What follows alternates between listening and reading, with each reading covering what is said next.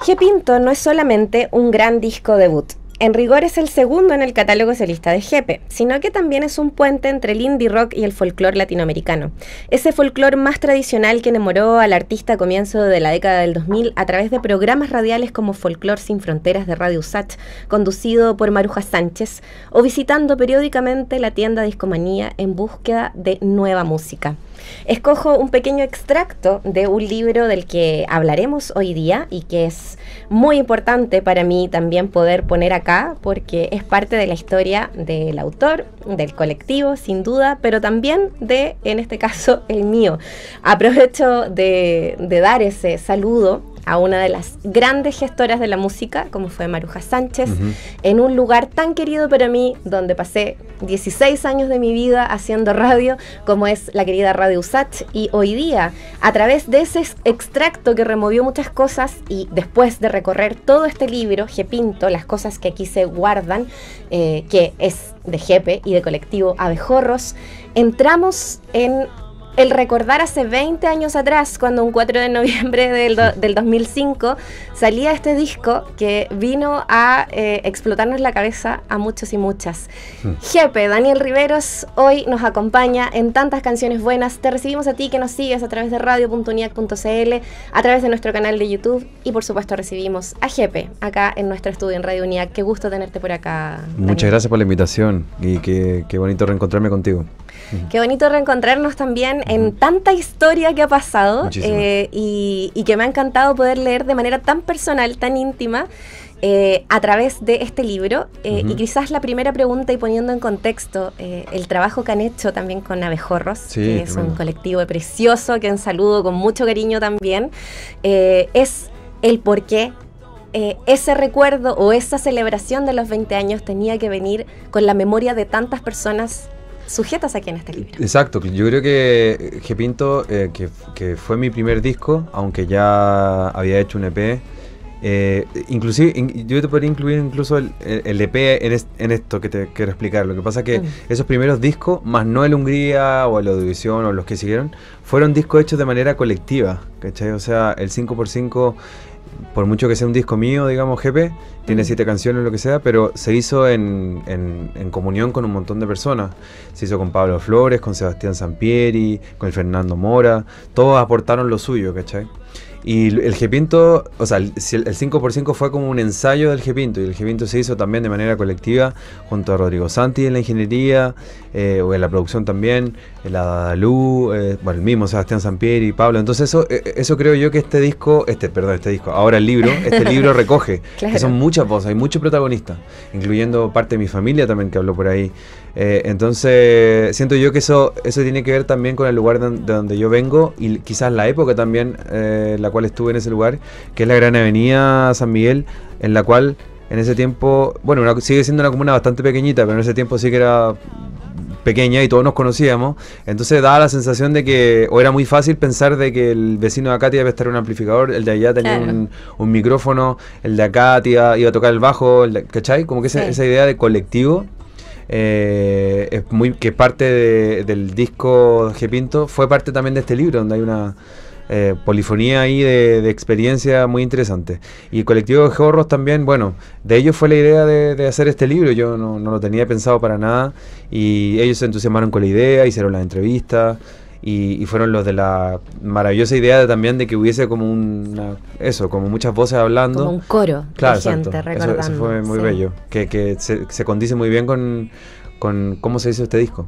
Claro, sí, combina perfecto. Bueno, de hecho la portada me encanta como Misael también revisa el por qué estamos mirando esto como por de atrás. Es mirar hacia el pasado, pero mirarlo desde acá también. Y la contraportada es justamente esta pintura que usaste para el G. Pinto. Pero me quiero detener en dos cosas de las que nombraste. Primero, con tu familia, tu mamá como una de las principales voces entrevistadas para este libro, que me pareció hermoso. Y bueno, el recordatorio escenario de mamá y papá, como viendo a un niño que hacía con, no sé, cajas y el tarro de leche nido, como muchos y muchos a lo mejor jugaban en ese momento cuando niños, y tú hacías tu batería, ¿cómo fueron capaces también de ver esa intuición tuya en la música? Y nada, me parece muy bonito. ¿Y qué significó para ti y para ella también el ser parte y contar la historia de Gepinto desde su voz también? Yo diría que tenía muchas ganas de ser entrevistada y así que me contaban ahí que habló bastante y que contó cosas bien interesantes y que sin duda es una de las protagonistas ahí del libro también, o sea, de las que suelta información más sabrosa, como eso que tú acabas de decir, que bueno, le debe haber pasado a muchos niños también, pero eso, que los papás un poco te están escuchándote, están recibiendo, o sea, tratando de estimularte, digamos, la creatividad o lo que sea haya sido tu interés, ¿no? Tuvimos la suerte con mi hermana de habernos criado de esa manera, como con harto cariño y hartas nos escucharon, ¿cachai? Por mucho que no hayan entendido, te podría decir, como que actuaron con mucho amor y mucho como impulso paternal, ¿no? Como de maternal, como de, ok, acá al niño le gusta hacer música y parece que le gusta hacer música, entonces ayudémosle un poquito y por ahí hacer un esfuerzo, comprar una batería. Pero en el fondo es muy bonito porque además, claro, uno entiende que a veces cuando tienes un instrumento en casa o cuando tus papás tocaban a lo mejor algún instrumento, tienes más, sobre todo pensando en nuestra infancia, tú eres del 80, yo también, ¿no? 81, 84, años más, años menos, pero en el fondo es como, no era tan usual que pudieras hacer como esa escucha, decir sí al niño y podías hacer ese esfuerzo. Más encima la batería, que es una cuestión que es muy ruidosa, claro, ¿no? Por último, totalmente. qué sé yo, la guitarra, ya. Pero la batería es efectivamente son tarros. Yo ocupaba tarros y los tenía molidos, así que después empecé a moler la escalera, pero sabes que tuve, y no solo mis papás, sino que también los tíos, mi abuelo, principalmente mi abuelo materno, estuve ahí poniendo la oreja y siendo bastante crítico, pero en un buen sentido, digamos, al respecto de lo que yo estaba más o menos haciendo. Y bueno, está el resto de las personas que están ahí, como te digo, yo vengo de ese lugar y me he dado cuenta, incluso ahora, de manera más patente, al leer y releer este libro, es que chuta, San Miguel era así. O la Gran Avenida era o es así. Yo ya no vivo ahí, pero esa idea de todos se conocen, todos nos ayudamos, o quizás sigue siendo así, no lo sé. Me encantaría que siguiera siendo así. Pero esa idea de que a alguien le falta un enchufe y va y te lo pasa al vecino o lo que sea, es muy de ese barrio. Y deben haber muchos barrios así, reitero. Claro. Pero a mí me tocó vivir eso y fue bellísimo. Y me apoyo en eso siempre. Y eso, o sea, con mi hermana tuvimos esa suerte y que nos apoyaron harto y también todos mis amigos estuvieron ahí hablando. De hecho, de alguna manera este libro me ayudó a reencontrarme con mis amigos, ¿cachai? Ellos, bueno, cada uno hizo su vida y partieron fuera a Chile, otros qué sé yo, y se metieron en otras cosas. Pero este libro como que nos reunió y nos acordamos de hace 20 años atrás, exactamente. Y fue muy bello, la verdad. Este proceso ha sido muy bello. Sí. Sí. No solo por recordar canciones, sino que recordar, no, si digo recordar una época, suena como que si fuese algo muy antiguo. 20 años igual, tampoco es tanto. 20 años no es nada, dicen por ahí, sí, pero es igual. Pero había una manera de hacer las cosas que ya dejó de ser, ¿cachai? Claro. Como que de hacer, inclusive eso, como de ser vecino, hacer música también. Gepe nos está acompañando aquí en Radio Unidad, que estamos hablando del Gepinto, pero de este libro en particular, que es muy lindo porque el coro que aquí se arma es también como reencontrarnos con nuestro paso por la música también, ¿no? En los últimos 20 años, las cosas que aquí se guardan, lo pueden encontrar, por favor, sigan al colectivo Abejorros. Sí. Y claro, tú lo nombrabas y esa era otra de mis preguntas al final, que eran de esos dos temas iniciales, que es la familia y los amigos, y es como... Sí, las primeras bandas que eran muy rockeras, muy noise, muy... como todo también es lo que estaba ahí escuchando también probablemente, pero más de eso siento que fueron las personas lo que dejaron también en estas canciones o ese acercamiento, esas anécdotas que tú contáis de cómo escuchaste por primera vez Angelita Buenhumán, o cómo acercarte a esa idea también del cancionero más de acá y cómo fue fusionando. ¿Cuánto de esas... Claro, ¿cuánto fue de melodías y cuánto fue de personas? Buena pregunta. Esas canciones. Buena pregunta, porque creo que me recuerdo dos personas. Una me la topé por accidente. Bueno, A las dos me las topé por accidente. Una vez estaba yendo ahí a hacer la revisión técnica del auto y me quedé en pana y puse la radio, era el sábado a la 1 de la tarde y estaba Folklore Sin Fronteras, el programa de Maruja Sánchez. Sí. Y ella dijo la frase más maravillosa que podría escuchar una persona como yo, que dijo: lo que van a escuchar ahora no lo van a poder escuchar en ningún lado. O sea, quien dice eso obviamente hay que poner atención. Y así puso algo de los hermanos Gómez, que son unos recopiladores de folclore de la isla de Chiloé. Y me mató con lo que ella puso ahí, entonces quedé prendado de ese programa, Folklore Sin Fronteras. Más encima ya el título es, no sé, es como lo contrario a lo que uno podía entender acerca del folclore. El folclore sí está delimitado en una época, en un territorio, una sola sonido, forma de tocarlo y en tanto más, ¿no? Esto parecía hasta una contradicción y me encantó. Entonces siempre los sábados a esa hora escuchaba el programa y ahí tuve mucha información también. Eso por un lado, y en realidad son tres cosas. Otra que me encontré con mi amigo Cristóbal, que también habla en el libro, donde tuvimos, qué sé yo, un leve desencuentro y después nos reencontramos y yo llegué a su casa y tenía puesta la Angelita Bonumán del Víctor y ahí también me enamoré mucho de aquel sonido.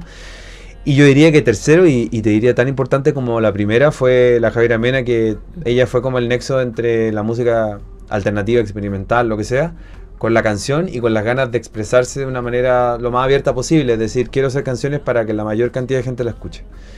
Esa frase, que es muy sencilla, se veía media complicada si uno hacía música como más escondida, ¿no? Porque nosotros veníamos del underground y underground es underground, pues. Sí. Por lo menos en ese tiempo.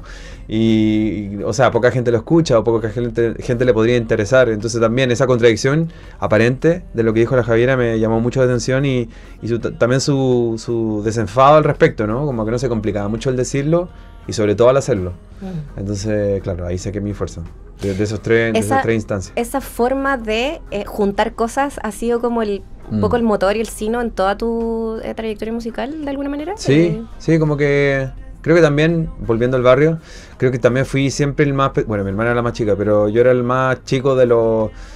Bueno, casi el más chico, reitero, pero de interesados por la música, siempre fui el más chico, entonces un poco era esponja y escuchaba lo que el vecino era, ponte tú, fanático del metal chileno, no sé, Torture, ese tipo de cosas, Criminal. Después mis primos eran más grandes, más grande le gustaba el rock latino, por ahí G.I.T., por ahí Charlie, cosas así. Pero el vecino de más allá, que el que me volvió loco con lo que escuchaba, que era Sonic Youth, ¿no? Pavement, música más alternativa, y ahí, en esa mezcolanza, más o menos hice mi identidad. Total. Anecdotario hay, a propósito de un concierto de G.I.T.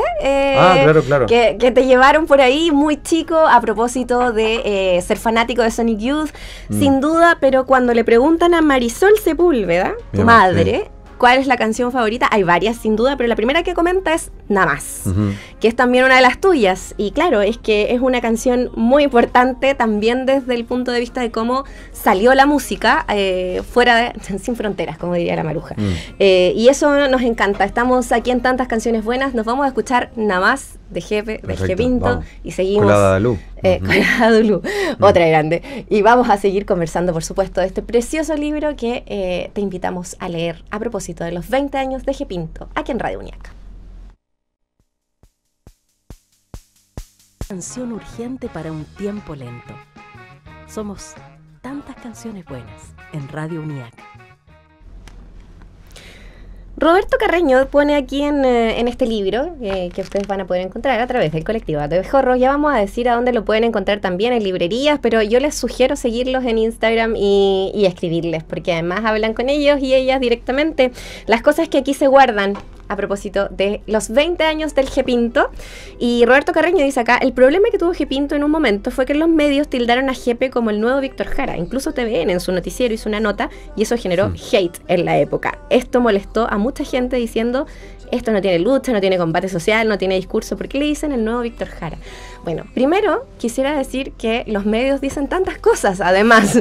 No es necesario caer siempre en las etiquetas de aquello. Sí. Y yo creo que una muestra del Jepinto en la música, en ese tiempo y hoy día, si uno lo revisa, es justamente lo que hablábamos, Jepe, en el bloque anterior, que es como todo tipo de cosas de lo que uno es te pueden inspirar a hacer una canción o a hacer algo. Sí, claro. Y quería preguntarte por eso, como por esa idea que para ti fue una inspiración, seguro, Víctor Jara, pero también esta idea como de tildar o encasillar en un lugar en ese momento. ¿Qué te parecía eso?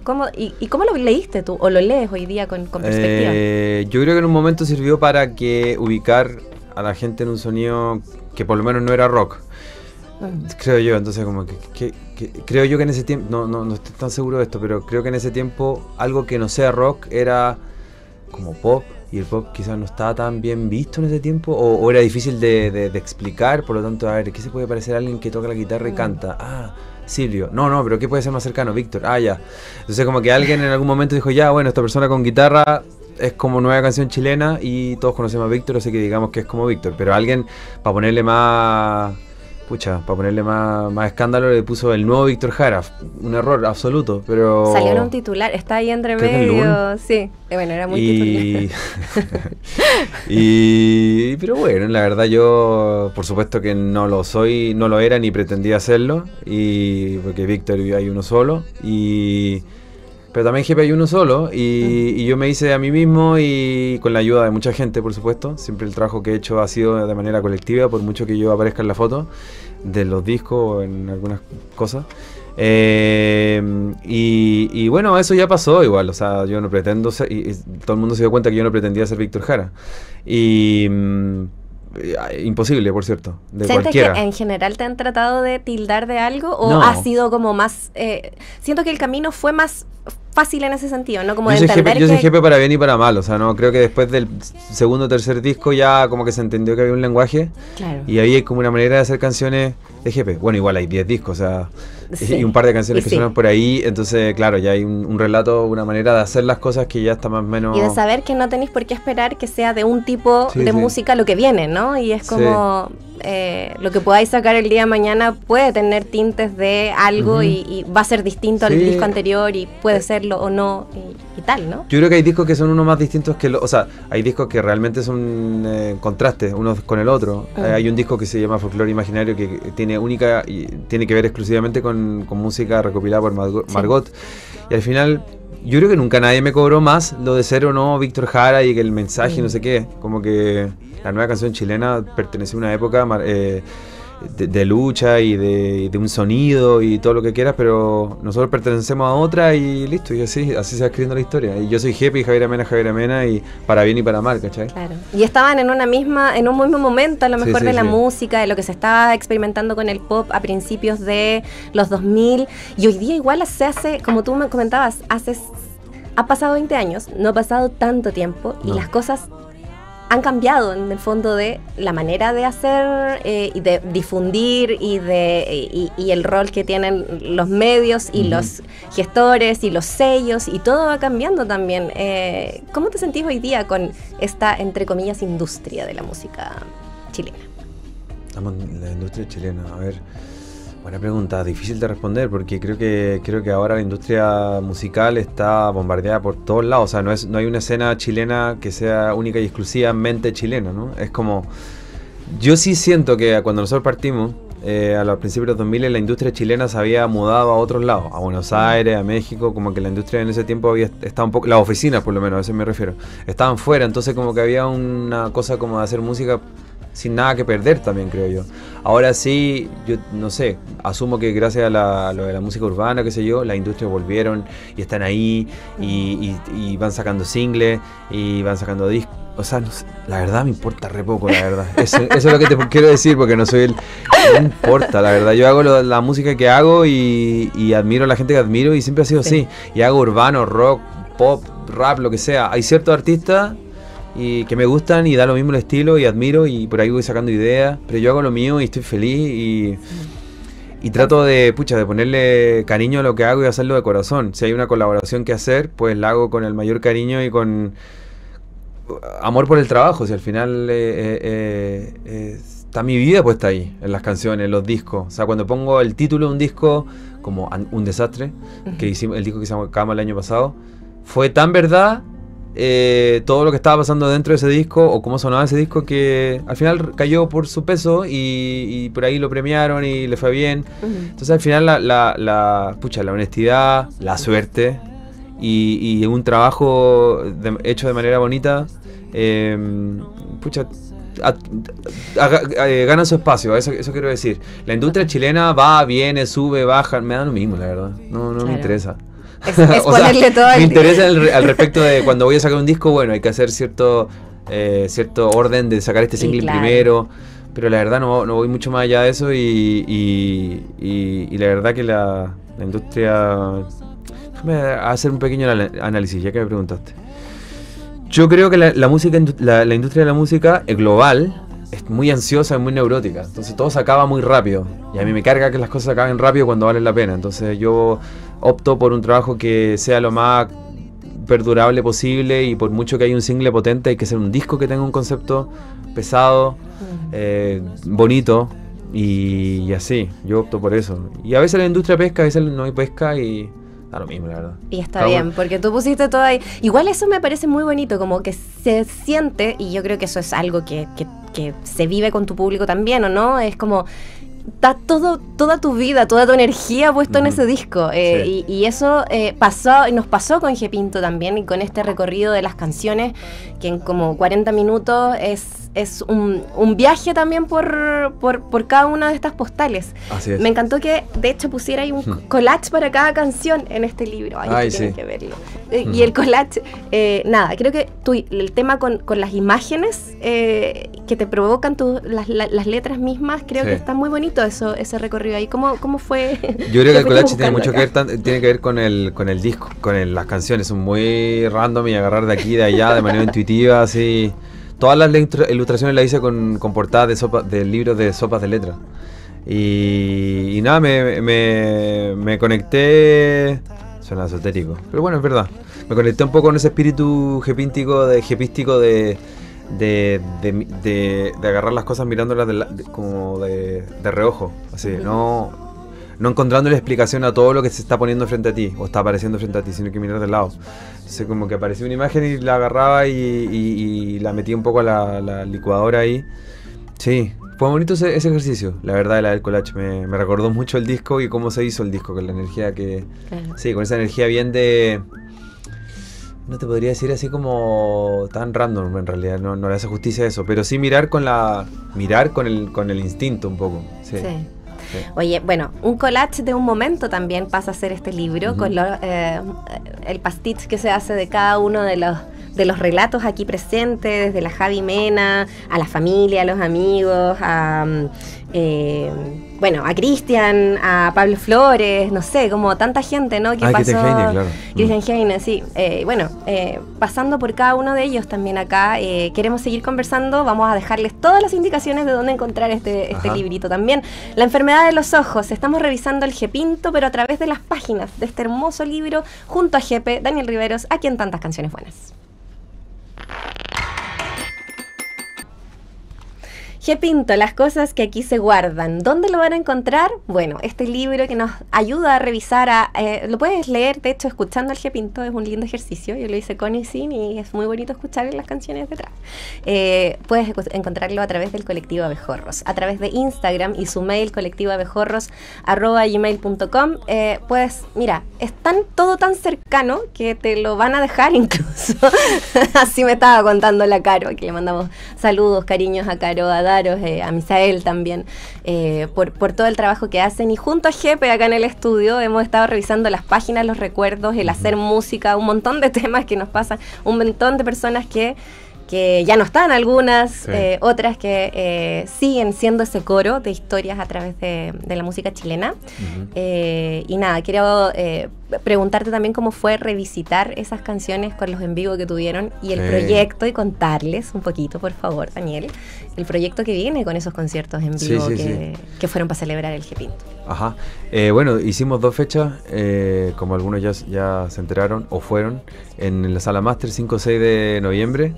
Llenísimo. En el lugar donde se lanzó el disco, 20 años y un día, digo, eso fue el 4 de noviembre del 2005, pero esto fue el 5 y 6 de noviembre. Y bueno, y la Sala Máster nos recibió súper bien. Sigue siendo un lugar muy similar a lo que fue el 2005. Entonces estaba, no sé, el olor, la sensación de aquel estreno hace 20 años atrás. funcionó súper bonito. Nosotros teníamos la misión, el desafío de qué hacer con las canciones, rearmarlas, reimaginarlas, reversionarlas o hacerlas tal cual. Y optamos por lo último, que fue hacerlas tal cual. Pero claro, también es imposible porque uno es una persona, las células ya se renovaron en 20 años y uno ya es otra persona. Y además no toqué con el Pablo ni con el Seba y y convoqué a mis compañeros de la banda de hoy, al Marcelo Cornejo y al Miguel Molina. Y entre ellos se distribuyeron, entre los tres nos distribuimos los arreglos musicales y finalmente lo hicimos te diría en un 90% del disco. Sí, tal cual suena. Hay cosas que era imposible de reproducir, porque claro, ponte tú el charango de una canción que se llama Multiplicación, es un charango que tenía cuerdas muy malas y como que reproducir ese error era algo que no nos salía bien. O sea, un error entre comillas, ¿no? Finalmente quedó así y es el sonido de la canción.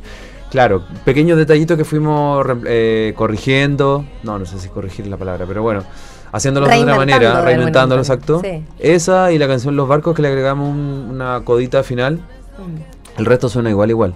Los mismos instrumentos. Claro, Miguel llegar a las afinaciones en ese momento. Tú fuiste como, no sé si quisquilloso es la palabra, pero como busquilla de qué quería llegar, como a qué tipo de cosas quería, el sonido. ¿En ese tiempo? En ese tiempo, sí. Yo te diría que creo que tiene que ver más con el instinto, como mirar con el instinto y no, la verdad que no tenía idea. Era como que agarré una afinación que pude hacer una canción que se llama Nada Más. O sea, creo que la canción Nada Más fijó la afinación de la guitarra. Total, y ahí quedó. Sí. Y sí, gracias a esa canción le debo, hasta el día de hoy toco con la misma afinación. Y claro, Miguel hizo varias de las guitarras del G-Pinto ahora en el concierto, y también él en su afinación sacó los acordes de esa otra afinación. Entonces también fue un desafío súper interesante para él, espero. Y sonó increíble. Con las cuerdas, Miguel Molina, en todo caso. Sí, un maestro. ¿Lo conocí, no? Sí, obvio. Y claro, lo que vamos a hacer es una selección de los dos conciertos, las 13 canciones del disco. Vamos a hacer un en vivo, o sea, un disco en vivo. Claro. Sacando de la fecha del 5 y de la del 6. Tal cual. Sí, yo te diría que bastante. Los dos conciertos estuvieron musicalmente bastante similares, entonces hay que hacer esa curatoría, pero no va a ser tan difícil. Total.